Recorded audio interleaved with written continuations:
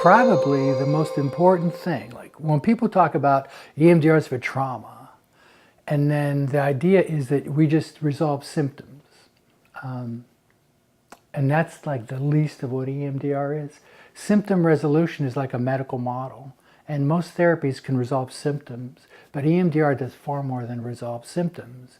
When you resolve the symptom, now we can start to work.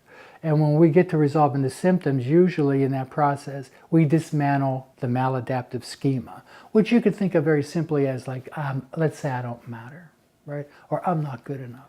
So people view their whole life through those lenses, and EMDR dismantles that. So they no longer feel like they aren't good enough. When we talk about symptom resolution, that's like, the medical model says just fix the symptoms and send them on their way. So as an EMDR therapist, if I were to do that, that's like turning like the power of EMDR, which is like the power of a lightning bolt, and just turn it into a 9-volt battery. You're like, I'm not really doing the powerful thing that's going to transform their life.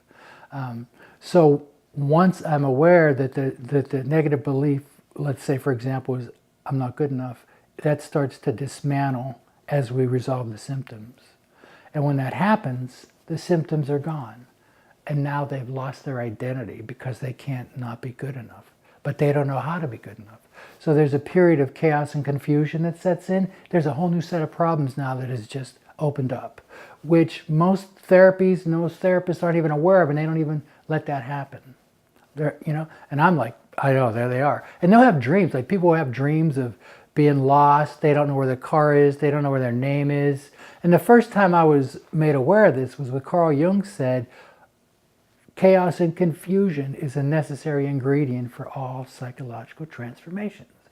And somehow that sentence got lost in modern psychology. Like we're supposed to bring a person to chaos and confusion so they can transform into this more adaptive place.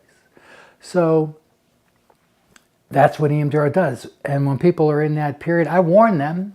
And then the fifth stage, that you sort of help them find a new way, basically. And then they're completely transformed. And then they see the world from a lens of, I'm good enough.